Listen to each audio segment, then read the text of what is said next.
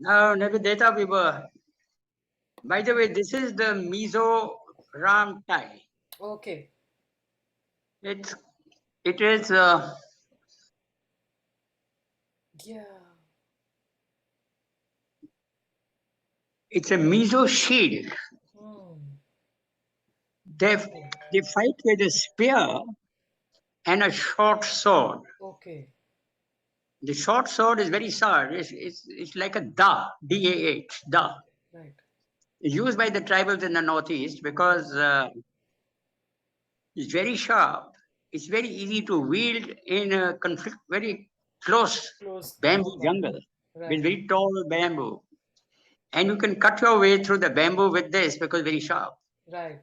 So this has got two spears, cross spears, Hmm. and the shield is to carry in their hand. Okay. Okay. It's made of buffalo hide Oh. because what they've got, which is treated with various liquids Right. to make it very strong so that it doesn't crack. Hmm. This is the meso shield. Oh. And it is the formation sign worn by 73 Mountain Brigade on its Okay. shirt. So we were talking about the intelligence agent who made a friends with me, the young officer, Hmm. just joined. Let's call him Ajit. Hmm. And he had long hair. And as I told you, he came to see me, and I realized that if you want the intelligence's cooperation to give you actionable intelligence, Hmm. that means intelligence a day or two before the event, so that you've got a chance to act against the hostiles or the underground. Uh, Normally, intelligence officers don't give that because they get no credit for it. Okay. The army does the operation and gets the credit. Hmm. So now everybody wants a little credit for what he's done. Hmm. Personal ego. And what they do is they send the intelligence to their headquarters in Delhi, Hmm. who then, through Ministry of Home Affairs, sends it to the military. And the military sends you the intelligence, by which time it's too late and the bird is flown. Right. So I told this chap that if he gives me good intelligence, I will mention in my SITREP. Hmm. SITREP is a situation report that you give Right. after every action. Hmm. In fact, we send a situation report every day. Hmm. And any military action that is taking place in the brigade by any battalion or patrol or whatever we've sent is mentioned in the SITREP. And if we've had success, I would write there, uh, thanks to the excellent intelligence given by the local IB head, we were able to carry out this Okay. operation successfully. Okay. With the result, the guy would get a compliment from his. Yeah. Now, what am I trying to convey here? Hmm.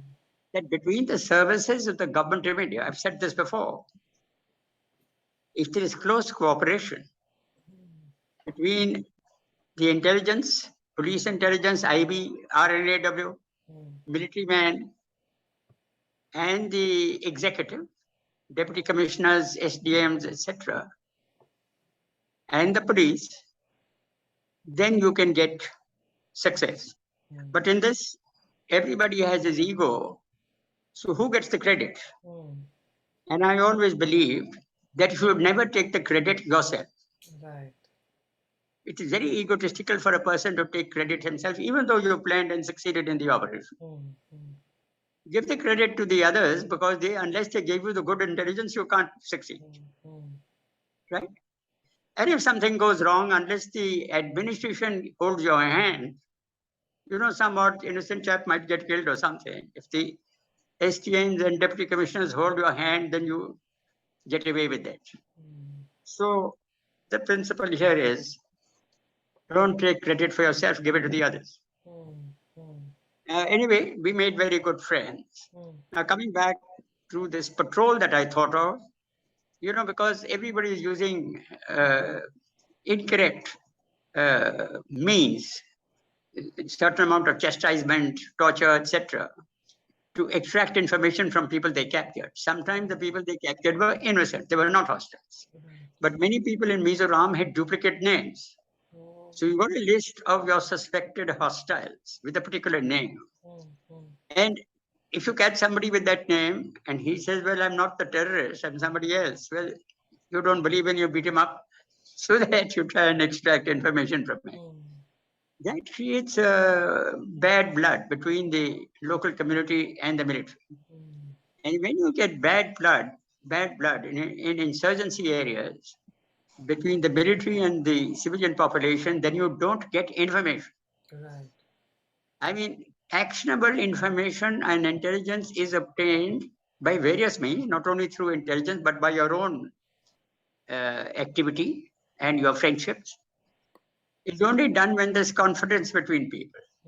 But if the local population gets afraid of you, then they don't part with information which you can use. What does that mean? Well, that means that you have to be a decent guy and be friendly with everybody and not sort of use your strength because you're armed and they're not to extract what you think ought to be informed to you. So I told this chap that, my various battalions in Mizoram are using these torturous methods whenever they catch anybody, and I want to set an example. Now, I am a tank man. And none of my battalion commanders had confidence in me because they said, this chap is, a tank fellow, and what does he know about infantry tactics in an insurgency area? And also in jungle terrain with high mountain ridges and very, very, very thick bamboo jungles. Thick bamboos. Each bamboo sometimes is a foot wide, and it goes up to 40, 50 feet, 60 feet. So I have studied infantry action. In fact, I must have told you when I was a cadet in the Indian Military Academy, I won the gold medal for tactics and leadership, the Rajputana Rifles gold medal, because of the way I led my company in patrols and things like that, which is all infantry action. Now, so I said, you've got to help me. Because if you want to run a patrol, which I said is a clandestine patrol, that means my men were going to be dressed as locals and pretend to be locals. Now, if you pretend to be a local and you go into the jungles, if some of the hostiles catch you, they check your identity by asking you, what's your name? Which village you come from? What's your father's name? What's your mother's name? How many brothers and sisters do you have? Which is the school you went to? What was the teacher's name? So this series of questions is the method of identifying whether you are somebody factual or somebody false. And if they find that you're false, well, they just finish you off, right? So therefore, my intention was to have an underground patrol dressed as Bezos who would be able to fulfill the identification in case they were caught. Second point was that according to the rules of the government then, none of us military were permitted to cross an international border. I told you earlier in the Kashmir operations, when I was there as a young officer, government took very strong measures if they found that you had crossed the international border to take on some Pakistani pickets and so on. Now, Pakistan has no such rules. They come and attack your picket and kill a few men, and you don't sit there waiting for government orders. So we used to send people across the border to attack one of their posts and take it back, give them the answer back. If they killed 5 of our men, we killed 10 of theirs, right? That used to go on despite the government rules. Because the military has to be aggressive and it must have domination over the no man's land, as you call it, between two borders. But here was an insurgency in your own country in Mizoram, very thick jungles all around and distant posts on high mountain ridges. And therefore, the idea was, where do these people get their weapons from? They used to send their underground patrols to China, through Burma, to Yunnan province of China. And China has always been fiddling around in the North Asian area to try and make life difficult for the Indians. So they would train these people in guerrilla tactics and also give them weapons and ammunition of the latest kind. So now patrols used to go to China and come back and then distribute these weapons to the various underground people to fight the Indian Army and the Indian police. And now the headquarters of the Mizo National Front, that is started by Lal Denga, which was the underground organization, had been removed from Mizoram and taken to the Kachar district of East Pakistan earlier. Then after the East Pakistan became Bangladesh, they continued in the Kachar area, which are the Chittagong hill tracts. The Chittagong hill tract, Chittagong is on the coast. North of Chittagong and east of Chittagong are large number of ridge lines, and they're known as the hill tracts, where the border is with Burma directly and also with Mizoram. They are very difficult terrain. Insurgent can easily hide there against government forces. And he can act in any direction if he wishes. He can act in Mizoram, he can also act in Bangladesh. Now, so we knew that the headquarters had moved to the Chittagong hill tracts. So second point is, since we are not allowed to cross borders, I thought of a scheme of crossing the border. I didn't want my general to get to know that, because the major general controlling me in Masimpur in Kachar district, which is north of Mizoram, Kachar district of Assam, he knew I was up to something. So he sent one of his military intelligence officers, a lieutenant colonel, to stay permanently in my headquarters and report to him what I am up to. I told this officer that I am doing certain things which I'm not going to let you know. He had a whole team of people trying to check on me, but we were able to hoodwink them. I said, because I am going to do something which is, according to the government, illegal. If something goes wrong, things go wrong, if you lose men on the wrong side of the border, and somebody knows who they are, then the matter comes back to that, how did you send them across the border? The reason for sending them across the border is that in my scheme of things, I got intelligence from this Ajit. The head of the underground was a self-styled Colonel Pangliana. That was his name. And he had intelligence of his location in a village, a small little village in the northeast of Mizoram, difficult country.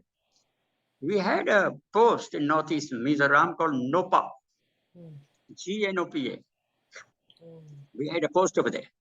But about 5-10 kilometers further northeast of that was a small village of about 10-15 huts. And we got information that that was the headquarters of the underground leader of the Mizo National Front, self-styled Colonel Pangliana. He'd been an ex-Havildar in the Assam regiment during World War II. A very capable and good guerrilla leader. So my idea was that I would contact him and try and capture him. To do that, I decided that this underground patrol has to cross the border into Burma, then come to Nagaland in the north through the Burmese territory. By contacting the local underground in Burma, there were a lot of underground people there, mostly Mizos and Nagas, all with weapons from China, which the Burmese army is attacking. And Burmese army is quite ruthless, by the way. If they catch them, they murder the whole lot. So I said I'll send them there in the underground channel, and then they will say that they are coming from China after getting, weapons and training to go to the underground headquarters, and they come through Nagaland, come south to Mizoram, to Manipur, come through the underground channel into northern, because the area where this Colonel Pangliana, Lieutenant Colonel Pangliana self-styled was located was in the northeast of Mizoram, just south of the border with Manipur. So they cross the border and they try and meet this man. And if you could meet him, see if they could capture him. That is the job of the patrol commander. Now, to train these people, I did a 2 months very solid training. Firstly, they had to be trained. Firstly, I had about 10-15 men, and out of them selection, after looking at their character and contact with it, they had a peaceful heart and, could control themselves and not get too emotional. You have to have a very cool mind if you want to be a good soldier or a good insurgent or a good terrorist, if you want. You have to have a very cool mind, not emotional. Checked out these characteristics. Many of them were married, and I preferred married people because married people are more careful. They take risks, but they take calculated risks. Unmarried person may be a little extra careless about the risks that he takes. Very bold, of course, but uncalculated risks may lead to disaster. So I had to select these people, and we selected. I had a team of 2 other officers with me, and nobody else knew in my brigade headquarters what we were doing. Now, about 2-3 kilometers, we were the brigade headquarters in a sort of a bowl, high mountains all around. And we had an old helipad about 2 kilometers down into this bowl from my headquarters. This old helipad had been abandoned because helicopters found it difficult to land there because of the cross currents of air in that bowl. So that was an abandoned helipad. So we took these people down there after selecting 5 men and selecting the patrol leader. Then we had to train them for about 2 months. Now the training comprised, I just want to spend a little time on this because if you train well for an operation like this, then success is more likely. What was the training? Firstly, they had to be very, very good in their shooting. Since the Mizos have a long cloak which they wear, it's each other. They make Mizo cloths, and they've got a small Mizo cloth around their waist, but they have a sort of a shawl, a Mizo shawl, made of cotton in dark colors which are camouflaged inside the bamboo forest. They wear that. And underneath that, they can carry a weapon without you knowing what he's carrying because it's hidden in the cloak. But even the weapon has to be a small weapon which is hidden in the clothes. So I have to train these people. Firstly, what is a small weapon? What is an automatic pistol which the army could provide? You can load the pistol and it can fire automatically about 8 or 9 rounds, one shot at a time. The second is the old Smith & Wesson revolver, which is from the Wild West of America. It's a revolver. You put 6 bullets inside, and it's got a hammer at the back, which you can cock if you like. And then when you fire it, the revolver turns and the next bullet comes in front. See? So that is another weapon.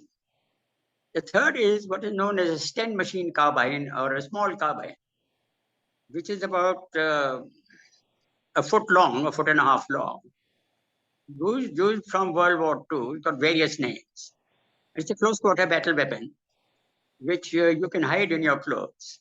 When you take it out, it's like a small machine gun.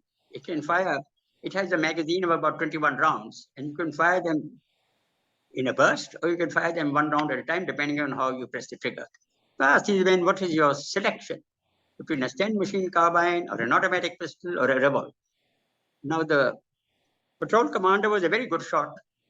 He selected the revolver. Now mark you, I am also a pistol expert and won many competitions in my time. For example, at about 7 yards or 8 yards, you put a target, a figure target, and you put a playing card on it. You know what you playing cards with? You put a playing card. And you, without aiming, you have to put this weapon out and put every round inside the playing card. That is the accuracy you want.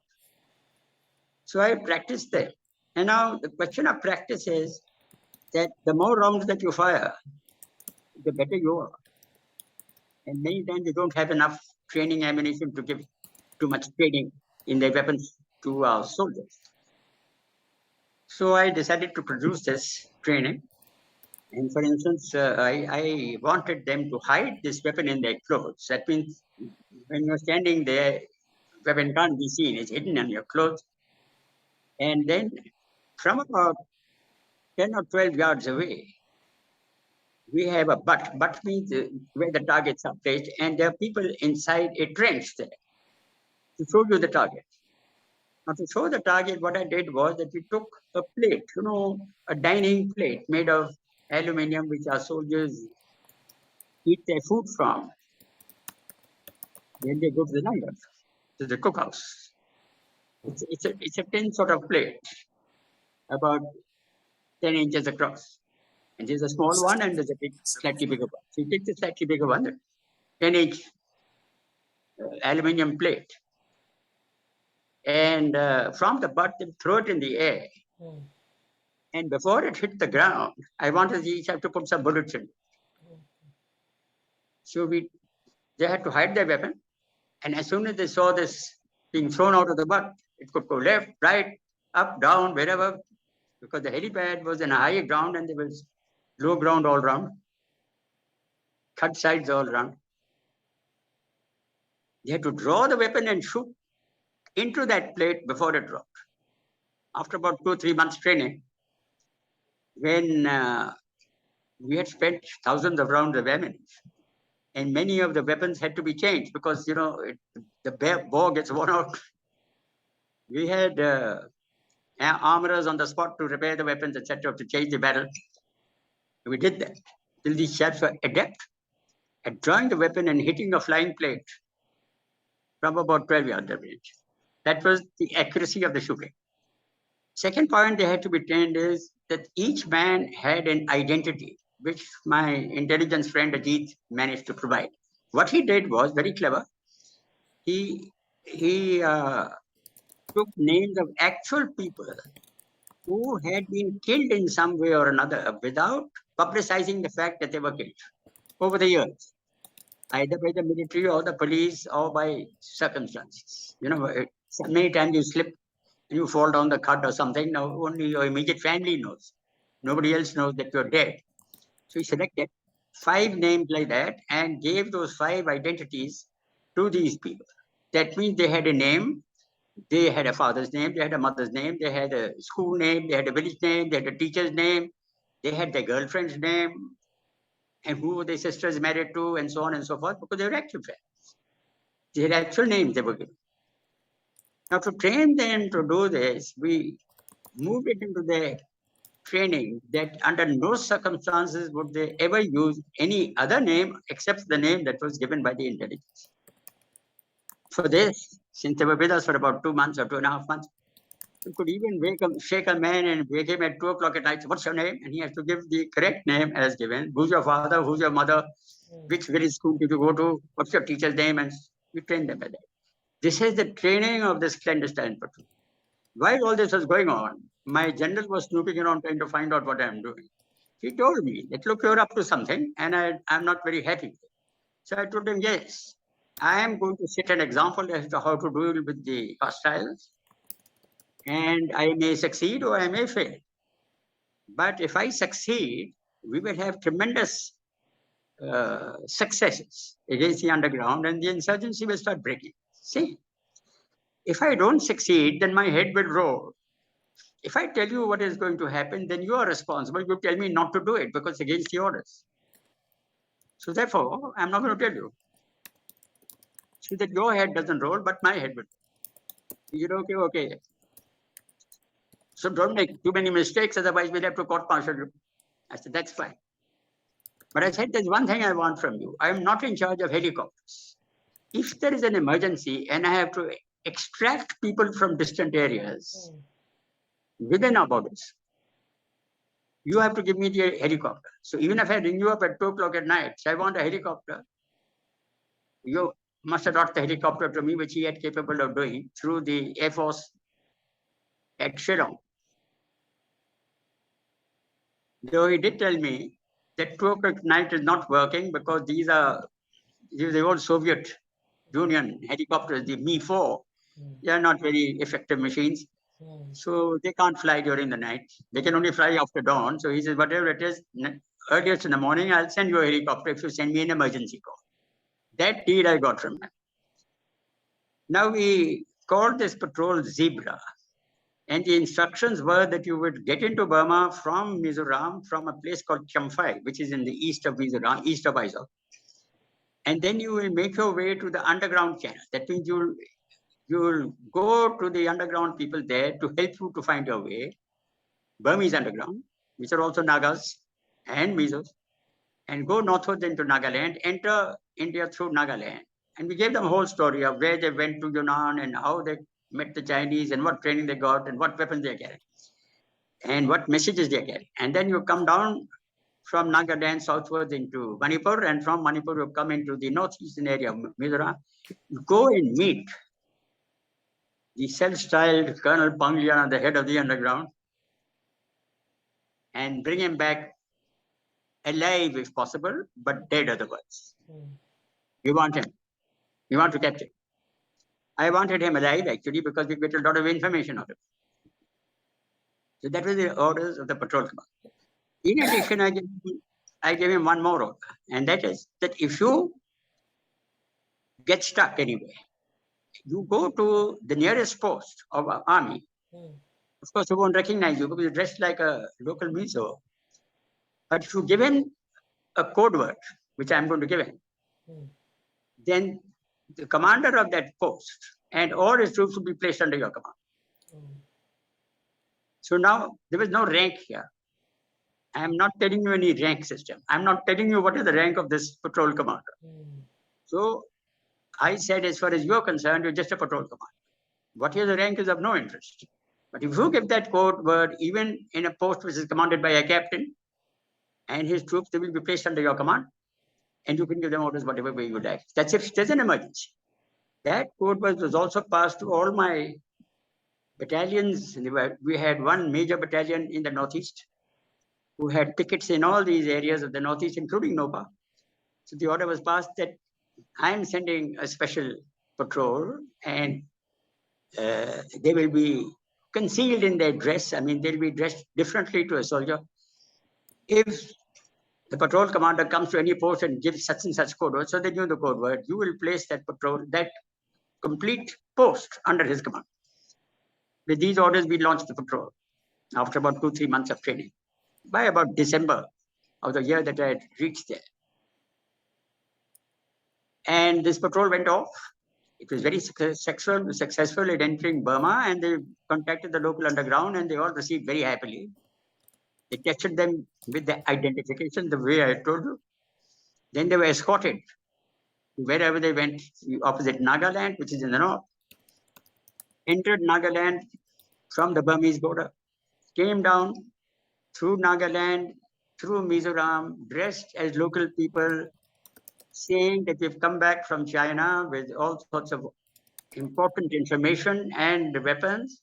We want to combine all the underground movements against India, because there's a separate movement in Nagaland, there's a separate movement in Manipur, and there was a separate movement in Mizoram.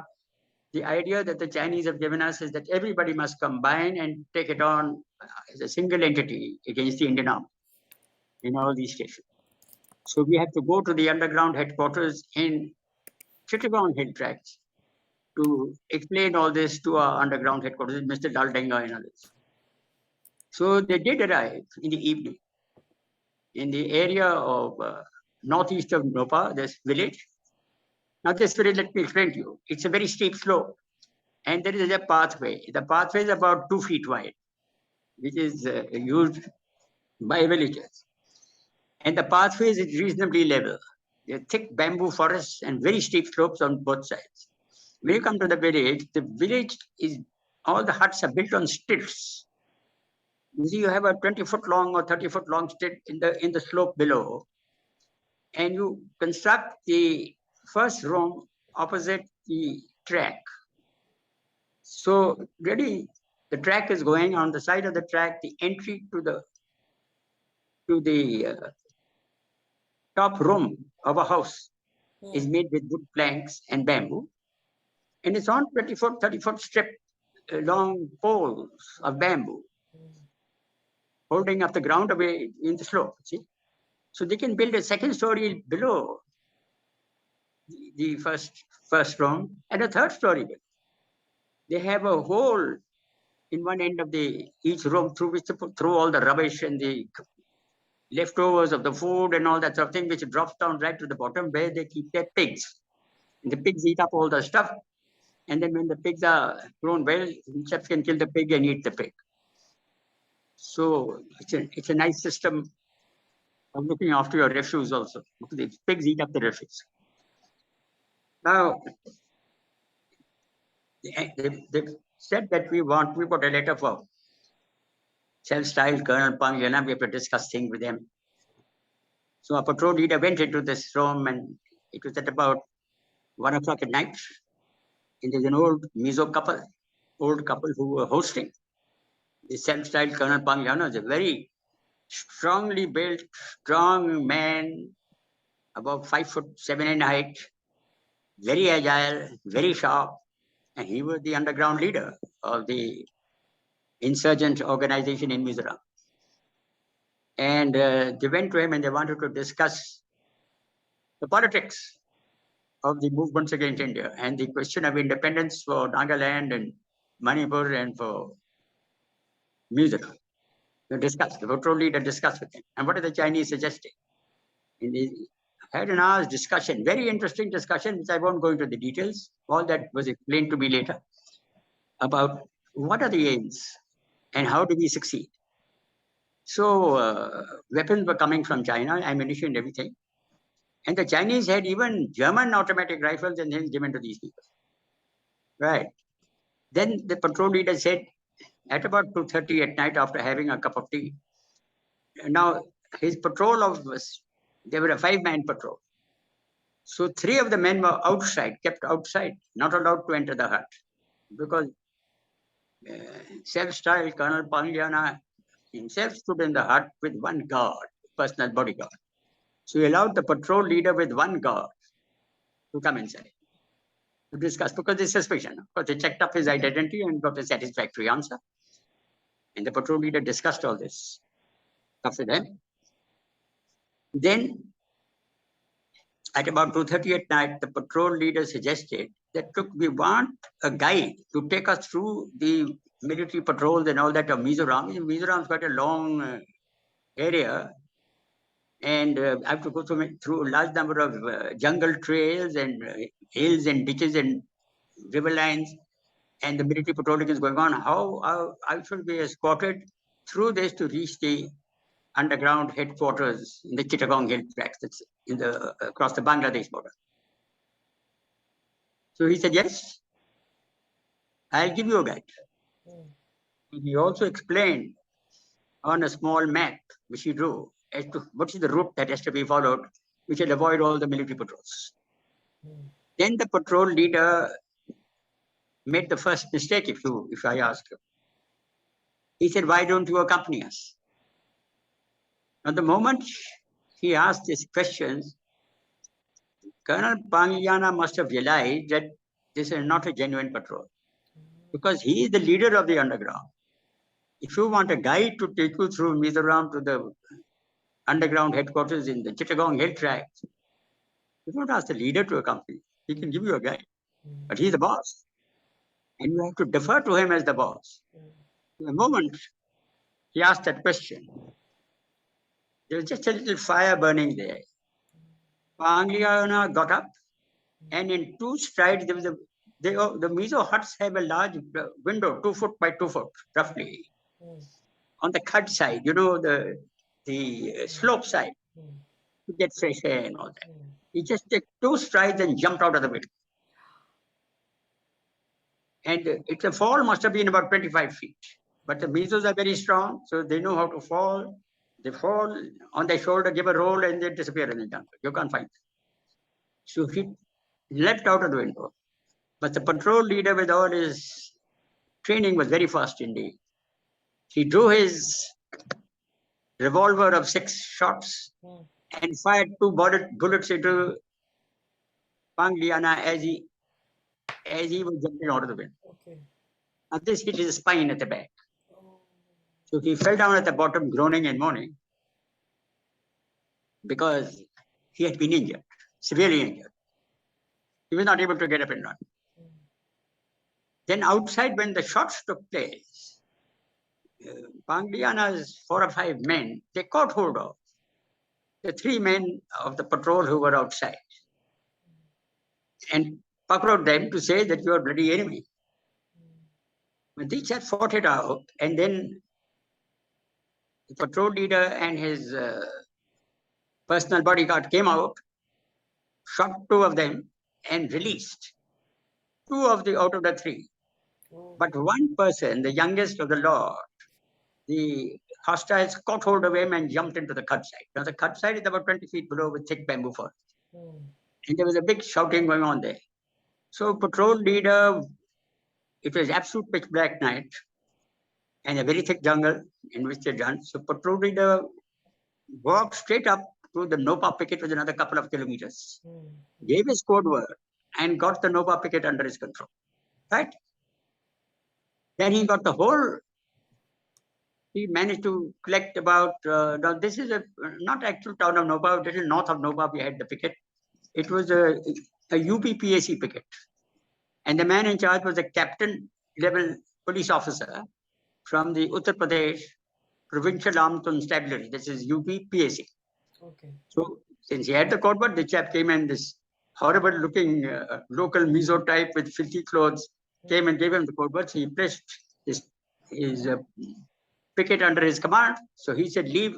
He had about 2 platoons in that picket. So they left a section behind for the protection of the picket.